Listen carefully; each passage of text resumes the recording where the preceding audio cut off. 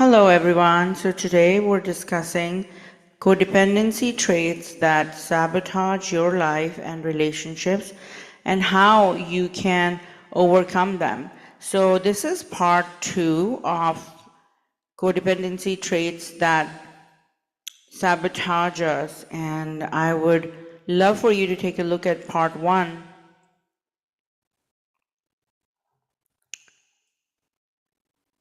Because self-attunement to your behavioral patterns is a self-love language. So I'm happy you are here and you're going to understand the behavioral patterns that are hindering you. And in part 1, I discussed how to heal from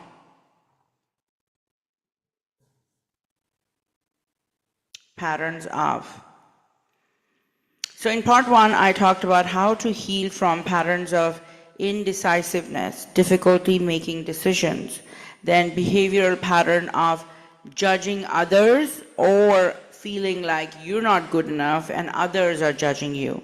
In part 1, I also discussed how codependents put more value on other people's life, their worth, their goals, their thinking, feelings, behavior, and how they think that I am not worthy to prioritize myself. So we discussed these patterns along with going above and beyond for other people so they will accept you.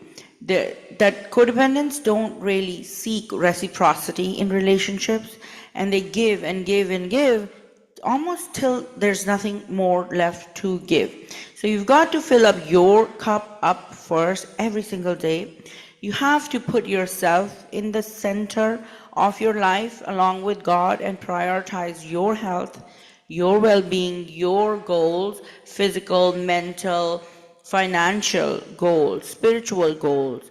And then as you find recovery and freedom, you will realize that you're not as other focused, that you're able to ask for what you need, want, and desire.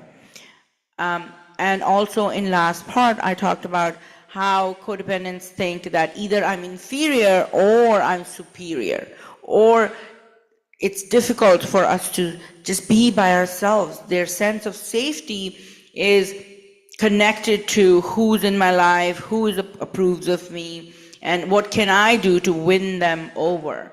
So today we're going to begin with the codependency pattern of having trouble setting healthy priorities and boundaries. So this is from my book, The 5 Self-Love Languages, in which the first self-love language is self-attunement, and how to attune to all the behavioral patterns that you see without judgment, with love. You get to know yourself.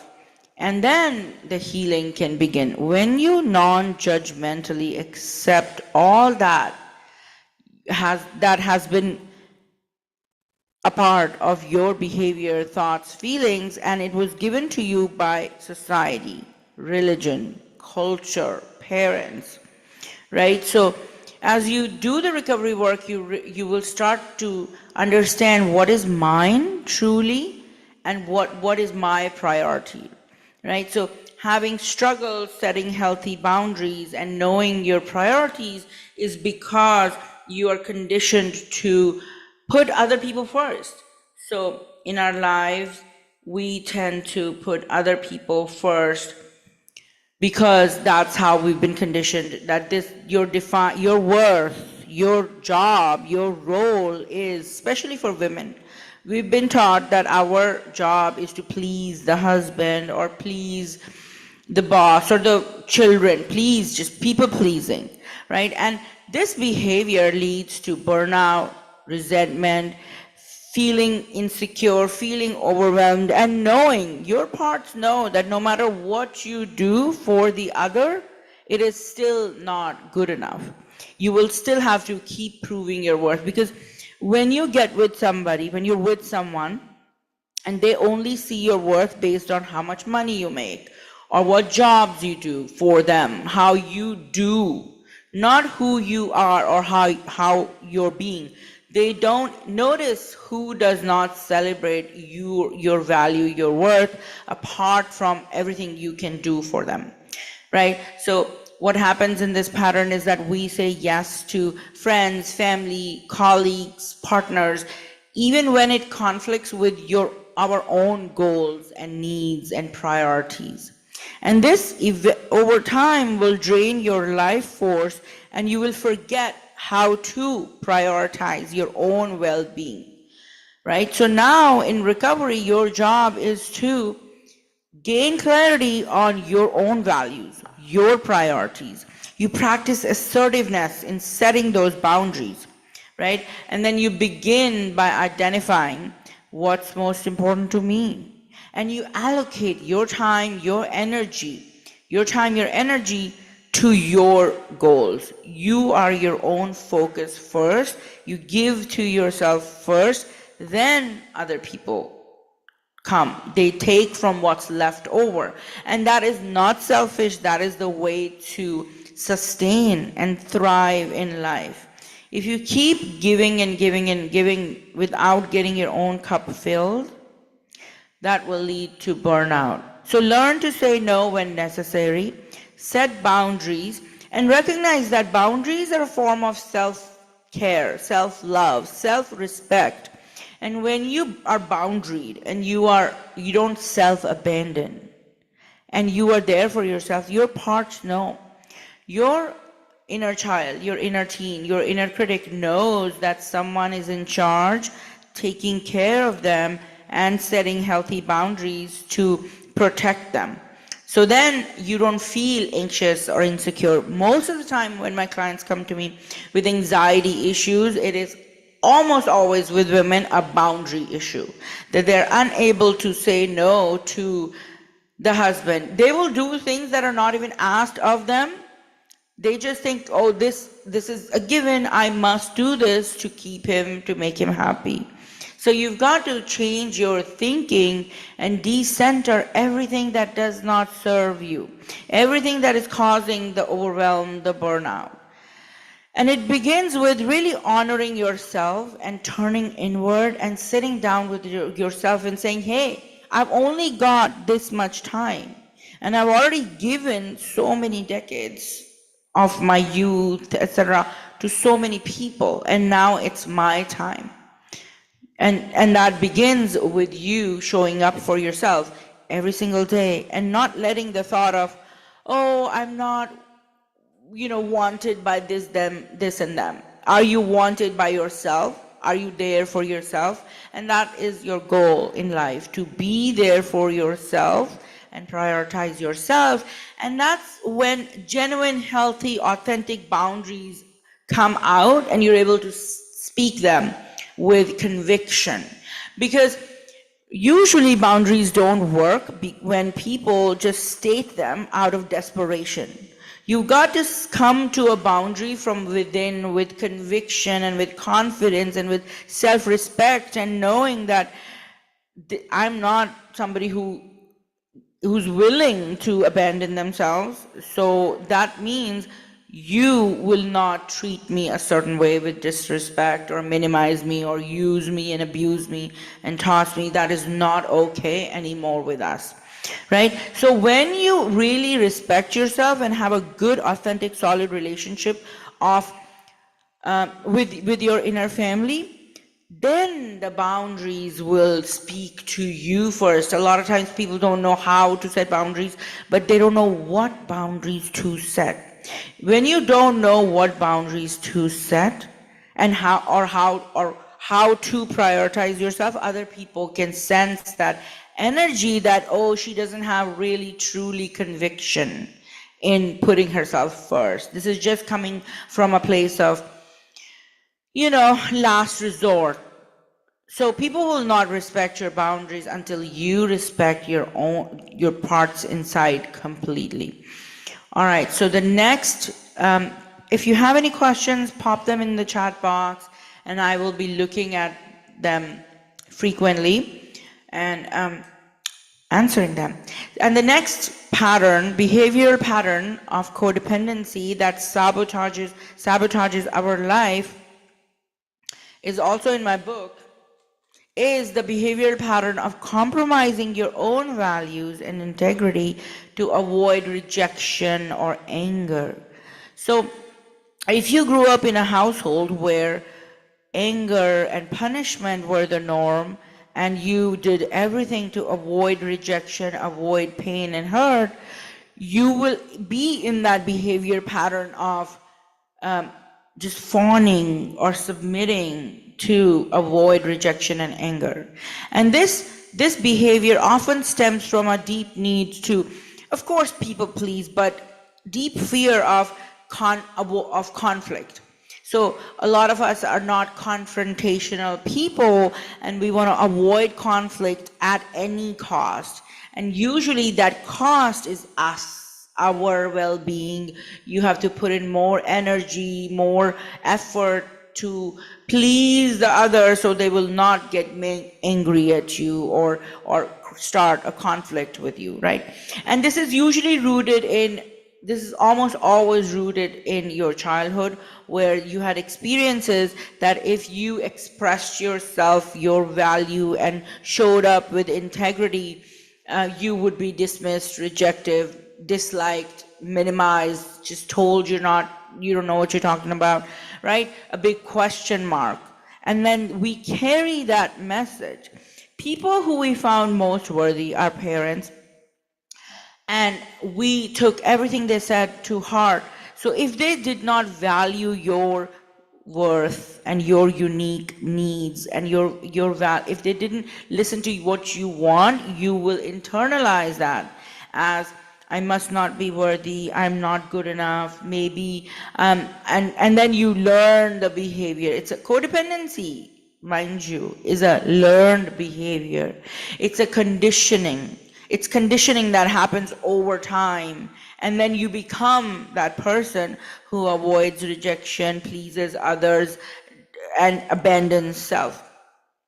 So how do you overcome this pattern, right? So usually your intention is to keep the peace, but this approach leads to eroding your sense of self, and it leads to feelings of guilt, shame, resentment. And that's a big burden to carry with yourself, because with codependence, if we're wronged, we'll just hold it in, right? Because we don't want conflict, because we don't want to really get into the nitty-gritty of what happened, what can I do better next time.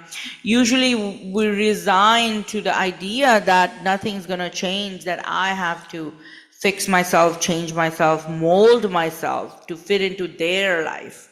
And that's the conditioning talking. That's how a lot of us have been raised. So now we're waking up to understand that it is important to communicate, to first of all know my values and how I'd like to be treated, and show up in integrity, and not get swayed by other people's energy or their demeanor or their bullying, or if they remind you of someone, of a bully of the past. So how do you heal this? You heal the pattern of abandoning yourself, right? This is a pattern of self-abandonment. How do you heal this pattern of self-abandonment? By recognizing that your values and your integrity is the core of who you are. If you don't know what holds you down, what makes you you, you're not going to be able to show up in integrity and say, hey, and energy. Before you speak, your energy speaks, right? Especially for narcissists or users, abusers. People who know how to use other people will read your energy and sniff that self-abandonment in you, and then plot almost to figure out, how am I going to use her?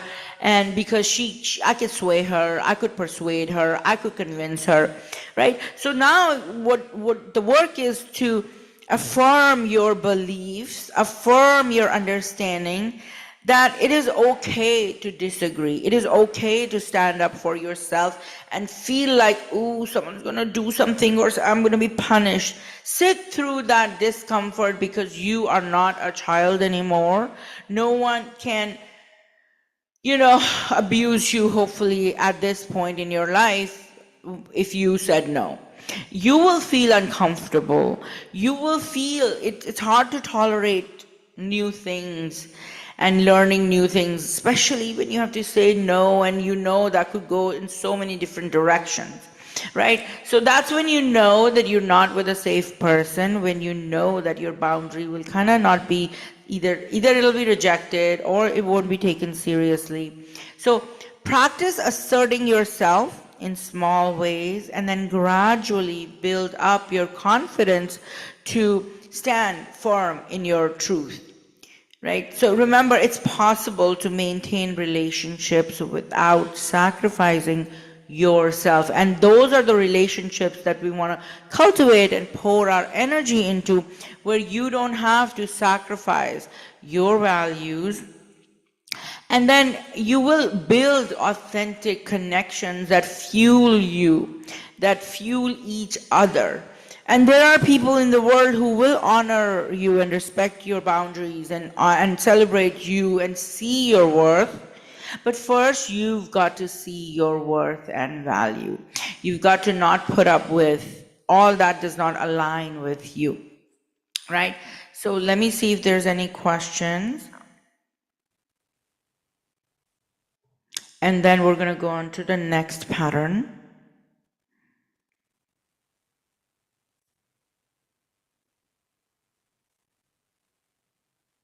Okay, let me see, where is the chat? Oh wait, this is the Zoom chat. Let me check my YouTube chat.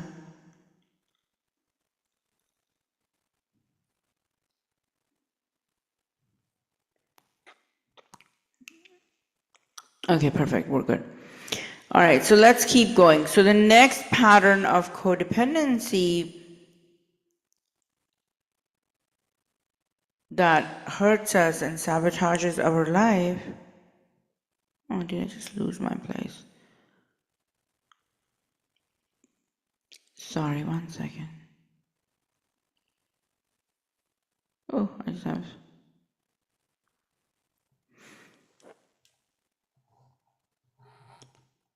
Give me 1 second. For some reason, my notes closed. All right, here we go.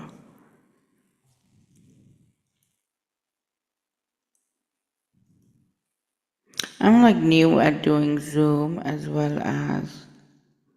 And in this book, I talk about how to build internal boundaries and how to build external boundaries.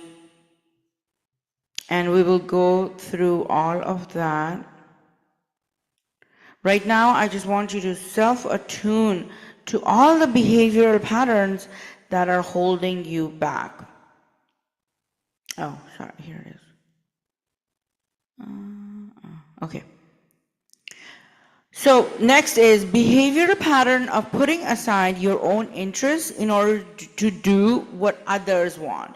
So a lot of women will give up their goals and dreams and hopes and desires in order to follow the path that their partner is following. So we just join in, we follow along.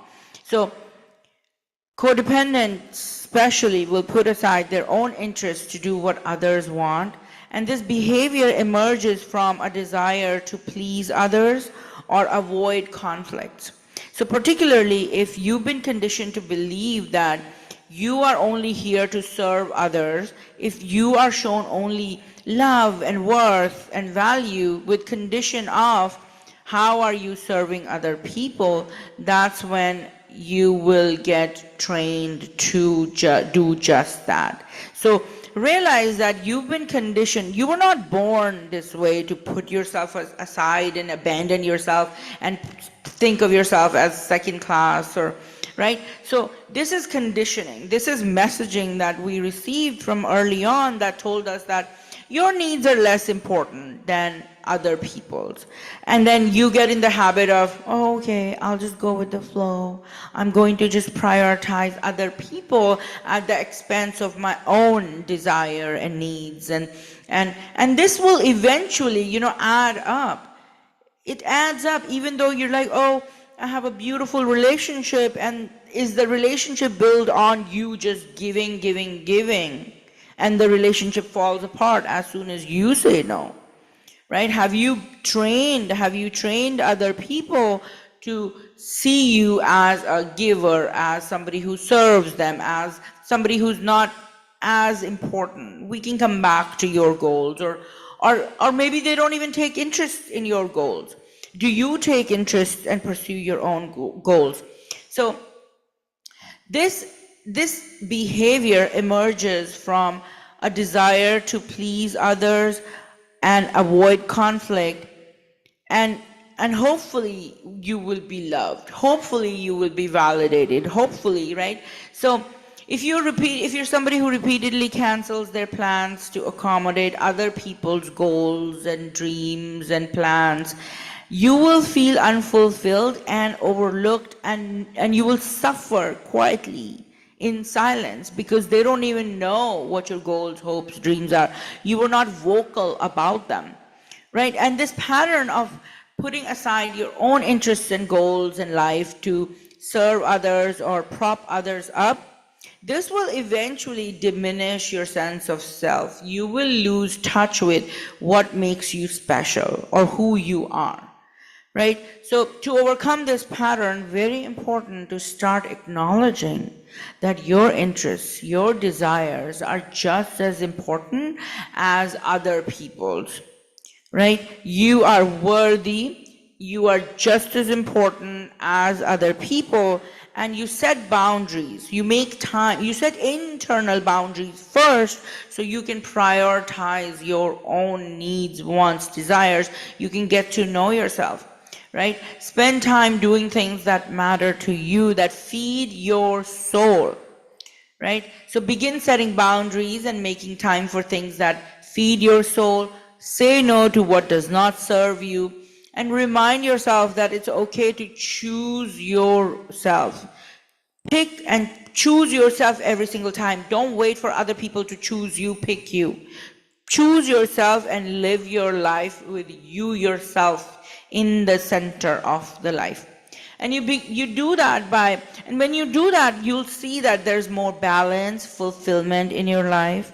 You will be able to engage in relationships that honor your needs as well as other people's needs, right? So when your needs are fulfilled and your cup is full to the point that it's overflowing, and that is really my prayer for all of us, for you, is that your cup fills till it runneth over, right? And then from what's running over is other people can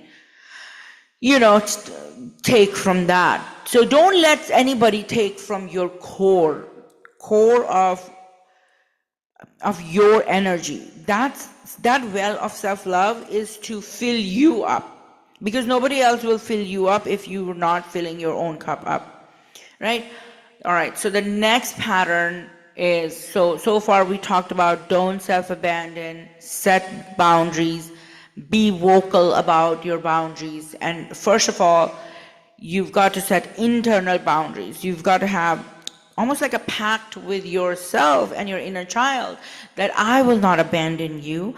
I am here to take care of you fully, wholly, completely. I'm able to do so. I'm able to prioritize myself. So when you communicate that message to your inner child, the boundaries will come out with conviction and assertion, and no, you won't be fumbling to find the script or like what are the words. When a boundary is, you have so much conviction in yourself and your values, and that's where the boundary comes out.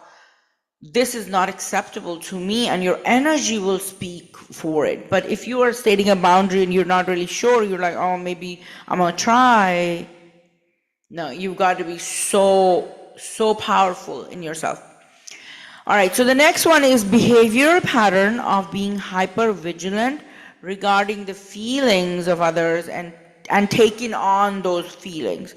So codependence, the way we are brought up, we're so aware of other people's feelings and what they need, and so we, because we were in maybe unpredictable or emotionally volatile environments, we tend to guess what are they feeling, what's coming my way, right? It's basically, that's what it is. We're so aware, hyper aware of other people's emotions, and we run on those emotions. We respond to other people's emotions as if they're my emotions, right? So this heightened emotional, this hypervigilance can lead to taking on other people's emotions and understanding them as if they're your own emotions, right? So that's how you have difficulty understanding where do I end and where does other person begin. While empathy is a valuable trait, this is, I'm talking about more unboundaried, extreme sensitivity and taking on their emotions, being hyper vigilant about, and then people live in your head. If someone's living in your head and you're emotionally just wrapped up in that, that's when you know you need internal boundaries. You've got to decenter everybody else to put yourself and your God first in the center of your life, right? So you may notice yourself becoming anxious or upset when someone else is anxious or upset. You join in forces because that's what you always did. You validated the narc, you validated whoever was there with you, because that's how you've lived your life. This constant emotional attunement to others can lead to burnout and difficulty understanding your own emotional milieu and difficulty maintaining your own nervous system regulation, right? If your nervous system is just so wired to pick up other people's negative energy, then you will always be open. So check that with yourself. Am I somebody who's so open to and I absorb other people's energy? And you can do this test. You know, you can test it out and see after you hang out with someone who's just like angry, and you come home and you're dysregulated and you're upset and you don't know why. It's because you absorb their energy, your energy field. You're so open that you absorb that energy. So now you've got to be like, all right, so they're angry and upset, maybe justifiably so, but you can hold space for them as long as it doesn't disrupt your nervous system regulation. But a lot of times our nervous system can only handle what we're going through, right? So if you wire with someone and take on their anger, it's going to affect your health. So remind yourself, I can hold space for them for finite amount of time. I can empathize with them. I can maybe even validate their pain, but you've got to check in with yourself constantly and resist the urge to take on more than you can handle. Resist, write this down, resist the urge, or do not take on more than you can handle. Always be very cautious of how much you're sharing and how much energy you're giving away. But be watchful of what are you getting back, right? So you can offer support without compromising your own well-being. And that's a skill set you develop when you read the chapter on how to let go, how to detach. So you can detach with love and still be very supportive and actually be extra helpful because you're not adding to the emotional confusion, right? So people who are on here Zoom call with me, you can pop your questions in the chat box, or we can discuss this further after the session. And let me check my YouTube to see if there's any questions.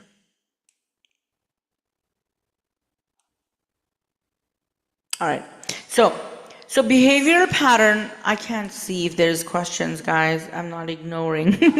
I'm gonna get used to how to do like this streaming. This is my first time streaming from my Sunday Zoom session, which is free and open to codependent women who are healing, and we're doing the book study of the 5 self-love languages. It's like a crash course, really, in healing your past wounds, overcoming codependent layers of codependency, and then filling yourself up with compassion, forgiveness, self-love, and then leadership. So we talk about how to take your power back as you heal and reestablish your ways. Okay? All right, so the next behavioral pattern is a pattern of being afraid.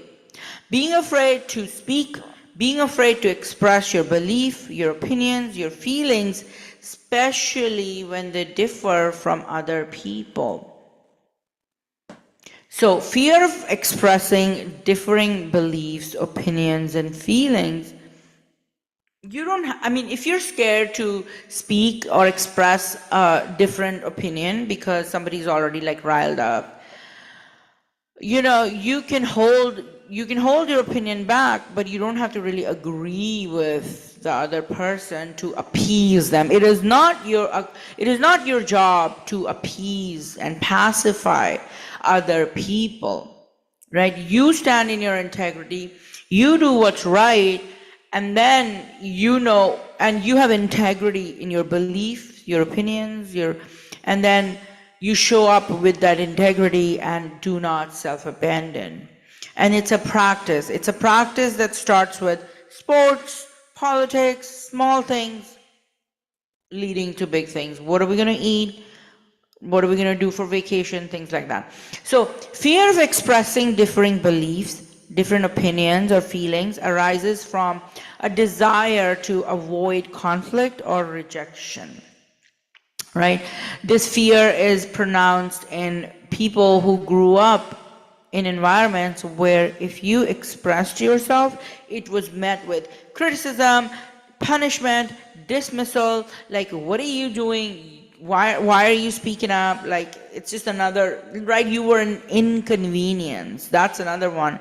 That's a wound for codependence, that I wasn't considered, I wasn't validated, I'm an inconvenience, I must not be worthy. So that whole line of thinking, you've got to really go in to shed that deep layer of codependency where you are scared of speaking, or you feel like my opinion does not matter or does not get validated, right? So this fear of avoiding disagreements, it seems like it's a way to maintain harmony, but it may maintain harmony on the outside, but on the inside, it's gonna disharmonize your insides. Like, your inner parts are gonna be like, what? I thought we believed in this, but for this person, we're saying this. Right? So that's how you become a fake person, a person who does not have a solid sense of identity and principles and integrity and self-respect. Your parts will give you respect only when you are able to speak your truth, right? And of course, if it's unsafe, you're not going to speak your truth, and you're not going to, right? You have to talk to your parts and say, hey, it's smart to not speak my truth here because I don't want to aggravate, but I will bow out, right? I'm not. So you have to communicate your ways to your inner family so that they respect you. And more than that, they understand that somebody's in charge, that I'm not just, that I'm not just like a rolling stone gathers no moss type of thing. No, that doesn't apply here. But all right, let me give you an example. So you may think that if I can withhold my true feelings and just nod along and just like, so I don't like get in trouble. But this habit stifles your self-expression, your truth, and it leads to frustration and resentment. So to overcome this, it is important to start valuing your voice and understanding that your perspective is just as valid as other people's. And you can begin by expressing your thoughts in low stakes situations, where you're not too scared, where the consequences are manageable, and you gradually build up confidence to speak your truth. And the throat exercises and healing your chakras that I taught you guys last year. So heal your energy centers, because they are nervous system centers that are responsible for, like, the throat chakra, to speak your truth. And we did a lot of exercises to heal your throat, and you can look up on YouTube, or it's probably on my channel too. I don't talk about how to heal your chakras in this book, but this is so important for codependence, to strengthen your throat and create energy so you can unblock, because you have years of suppressing your voice. So you've got to really revive your throat chakra. And there are so many exercises for that. And anything you do consistently will give you results, will bring you to the next level. But you've got to take, like I was talking about yesterday in part 1, self-affirming action. Actions that say, this is my truth, I'm worthy, these are my values, and I'd show you how to create value, how to create a foundation of value system. If you don't have, if you don't know how to stand, if you don't have values to stand on,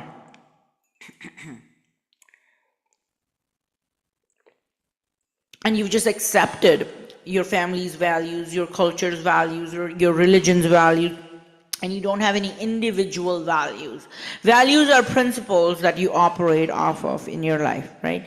So in the book, I talk about how to create that foundation of these are my values, and how to get to that decision. And then you lead yourself and you live your life based on your values, not some borrowed values.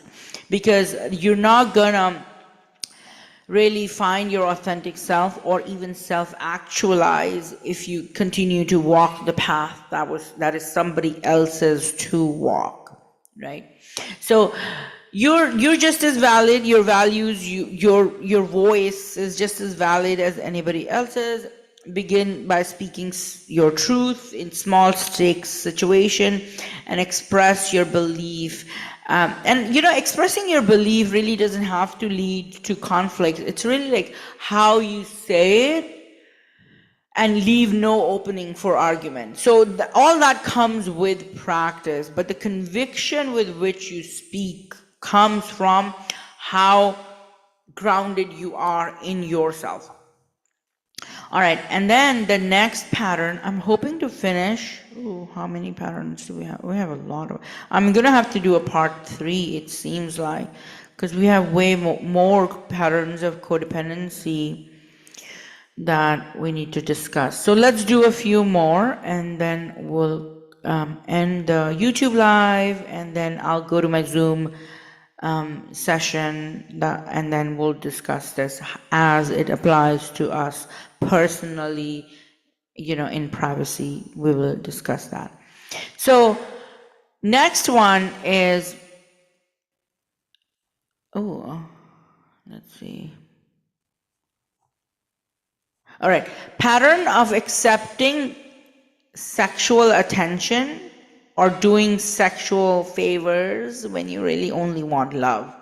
I see this with women so many times, that they only want really love, safety, understanding, right? But then they give sexual favors or sexual attention to obtain a relationship, to obtain love, right? Individuals confused. So if you're not clear on love, or what is love and what love looks like, feels like healthy.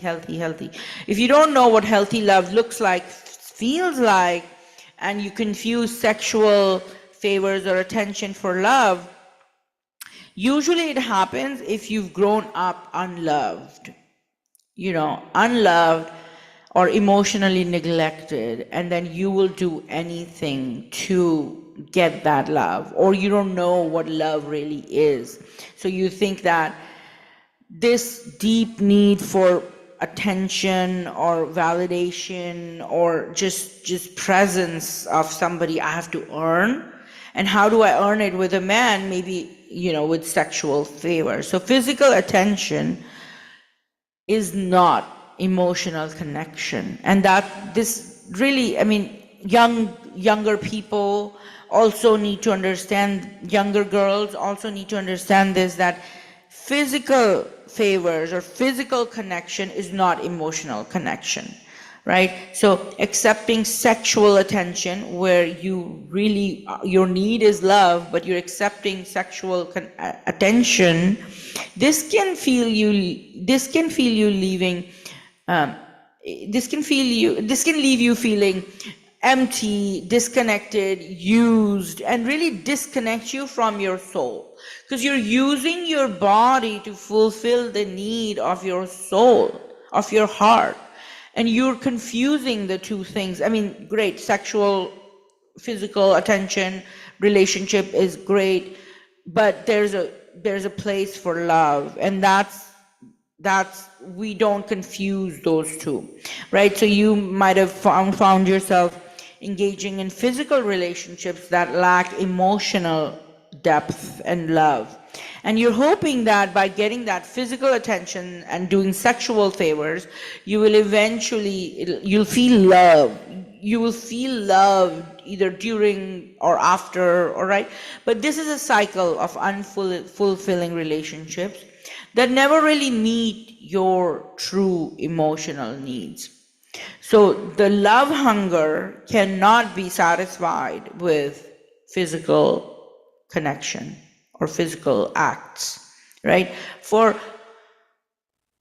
And then you have to define for yourself if the physical act has to come with respect, love, emotional intimacy first, right? You don't give away your body to earn love, right? You do not give away your body to earn love, right? So start by recognizing the difference between sexual attention and genuine love. And this really goes for a lot of younger folks who build their connections, their relationship based on physical attraction. So if you're physically attracted to somebody, does not mean that they will love you, that they will provide validation, emotional caregiving to you, right? So focus on building connections that honor your soul first, and then physical not always, but physical will follow, right? So focus on building connections that honor your emotional and physical needs equally, right? So if you're looking for love, do not settle for just sex, right? That's settling. And that attention during sex is not love. It's hormones. It's pleasure, right? Love and pleasure. Love can bring pleasure, but pleasure rarely or mostly will not bring deep emotional intimacy and love. A lot of times it begins that way, but then you've already paid with your physical favors, and then you've again abandoned yourself, and your emotional needs will be left unmet. So practice self-love and remind yourself that you are worthy of more than just, physical attraction or attention. And seek relationships with partners, romantic partners, based on mutual respect, care, emotional intimacy, or whatever you need. Like, know your needs, get to know your needs, get to know your values, and then communicate them, and then do not settle for less than, and be careful as well, because a lot of people will use your need for love hunger or for just love and emotional intimacy, and have you do favors for them and try to satisfy it just with sexual attention. And over time, you will feel like a part of your soul is getting numb, because it's like you have this, it's like a square into a, I'm so bad with analogies. It's like a square in a round hole, probably not. But anyways, you get the point. You get the point. Great, you get the point. I need to stop trying to make analogies. I'm so. All right, let's do a couple more, and then we'll call it a day for today. But I will continue discussing these behavioral patterns, and there will be a part 3, maybe a part 4 as well. So, behavior pattern of making decisions without regard to consequence. Oof, this is a big one. So we're gonna do this and then close. So, if you really sit down and journal how many times you've made decisions, choices, actions based on what other people told you to do, or without any regard for consequences, right? So individuals who make decisions impulsively, they get influenced into doing something and they don't consider the consequences that they're going to have to bear, right? Or you do something just to get immediate gratification, immediate validation, immediate need to please them. So you don't even think, and you're like, yes, of course, I'll do it, right? So that, while acting impulsively, may provide that temporary, hope or relief or excitement or connection, but the long-term consequences is what I want you to keep in mind from now on. Any choice, decision, actions you make, it has consequences. And codependents really need to open their eyes and live their life looking inward and knowing that everything I do, say, has consequences. And the consequence may just be it benefits other and it takes from you, or it could have long-term impact on your stability, right? So for example, financial decisions. It may sound great to just buy a car to win somebody over or impress somebody, but this impulsive spending without regarding, long-term,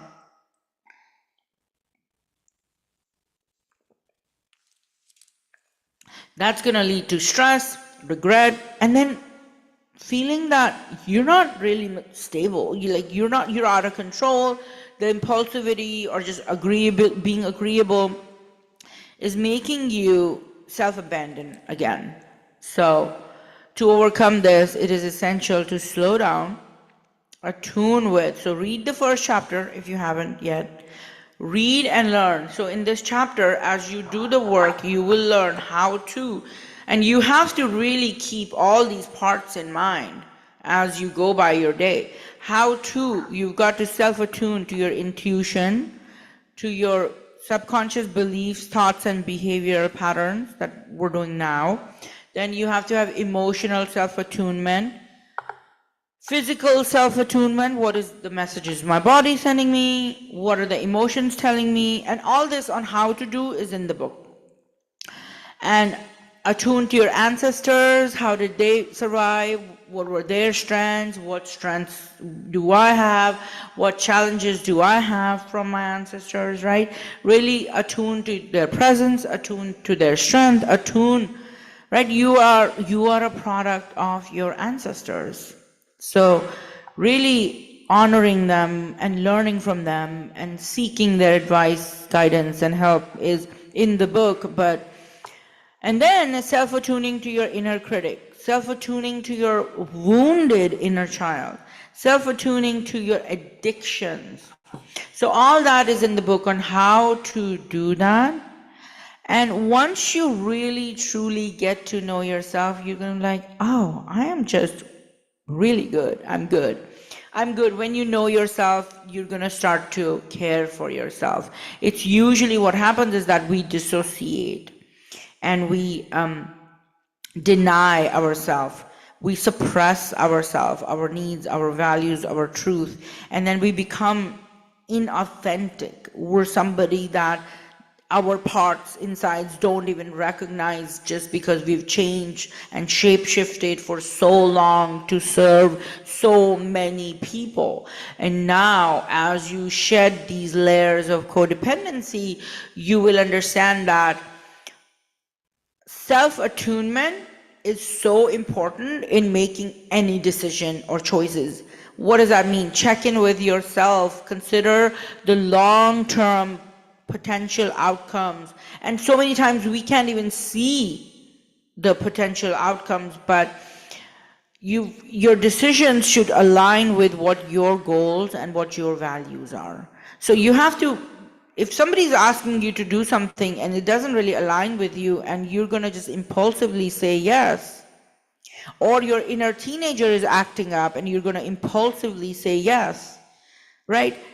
Remember that it may be uncomfortable now, but it's going to have long-term, it may be comfortable now because you're just impulsively just agreeing. You just said yes to, so you don't have to sit through the discomfort or the pressure or the perceived pressure of not going along to get along. So when you approach your life thoughtfully, self-attuned to who you are and where you're going, you will find that you make sober decisions. That's what it's called. That you make sober decisions. You're not influenced or drunk on impulsivity.